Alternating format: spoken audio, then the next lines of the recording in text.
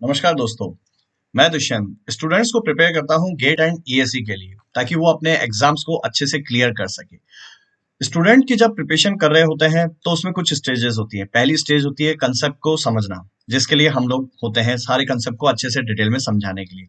दूसरा फेज होता है कि उस कंसेप्ट को समझने के बाद में उसको प्रैक्टिस करना, that is with the help of the PYQs, जहां वो क्वेश्चंस को अच्छे से समझते हैं और उसके बाद में ये समझने की कोशिश करते हैं कि जो हमने पढ़ा है उससे कितने परसेंटेज वो क्वेश्चन हुआ है और उसको आगे हम लोग कैसे कैरी करेंगे। ठीक है, जब ये सेकंड जोन भी कंप्लीट हो जाता है तो उसके बाद में वो लास्ट स्टेज पे आते हैं जिसमें वो रिवाइज करते हैं और उसके बाद में लास्ट में वो फिर एग्जाम के लिए अपियर होते हैं। तो ये तीनों स्टेज में जो सेकंड स्टेज है that is the PYQ solving और क्वेश्चन सॉल्विंग। इसमें कभी कभी ऐसा होता है कि बच्चा जब उस क्वेश्चन को सॉल्व कर रहा होता है स्टूडेंट, तो एस्पिरेंट के मन में ये होता है कि यार इस क्वेश्चन का आंसर या तो नोट से मिल जाता है, ठीक है, या उसकी अंडरस्टैंडिंग के बेसिस पे मिल जाता है। लेकिन कभी कभी कुछ क्वेश्चन के आंसर वहां नहीं मिल पाते और उस समय वो थोड़ा सा डाउट में होता है कि यार अब कैसे हम लोग आगे बढ़े। और एक बार अगर डाउट आ जाए तो उस डाउट को फिर जब तक सोल्यूशन नहीं मिलता तब तक माइंड में वो घूमता ही रहता है, कंटिन्यूअसली घूमता है। तो इन सब प्रॉब्लम्स के चलते जहां स्टूडेंट इस तरह की प्रॉब्लम को फेस करते हैं तो उसको खत्म करने के लिए अनअकैडमी ने एक बहुत अच्छा फीचर है जिसको इंट्रोड्यूस किया है अपने एप्स के अंदर।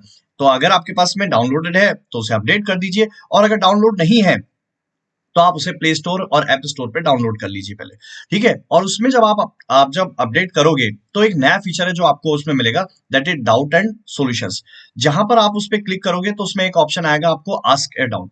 ठीक है, इस डाउट के अंदर बस करना इतना सा है कि आपका जो भी क्वेश्चन है उसका हाई रेजोल्यूशन के अंदर क्लियर पिक्चर वहां अपलोड कीजिए। That means you should upload the question in the form of the typed format only. Reason for that because the person who is going to view this question or analyze this question should be able to read that question clearly. Then only it is possible for him or her to analyze this question and give a correct solution to you. So it's a required or mandatory things that you should upload a question in a typed format or in a screenshot format only. ठीक है, उसमें भी कर सकते हैं लेकिन वो एक टाइप्ड फॉर्मेट में हमारे पास में होना चाहिए।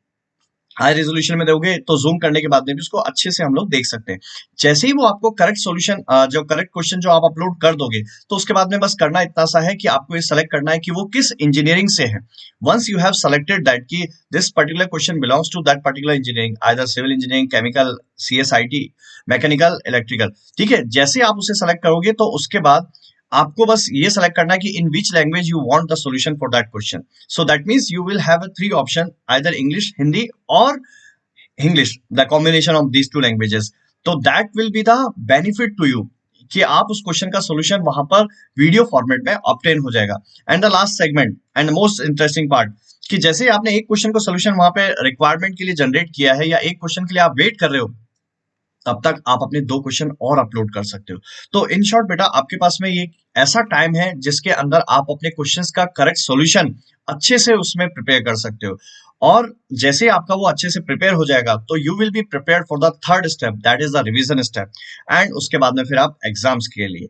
ठीक है, तो बच्चों बस करना इतना सा है कि जल्द से जल्द अपने जितने भी डाउट्स हैं उनको क्लियर कीजिए ताकि आप एग्जाम्स के अंदर अच्छे से प्रिपेयर होकर जा सको। क्योंकि बहुत सारे स्टूडेंट्स हैं जो इस ऐप के फीचर को यूज भी कर रहे हैं और वो अपने डाउट्स को क्लियर भी कर रहे हैं। आपको भी अपने डाउट्स अगर क्लियर करने हैं तो इसको इंस्टॉल कीजिए और अपडेट कीजिएगा इसके लिए।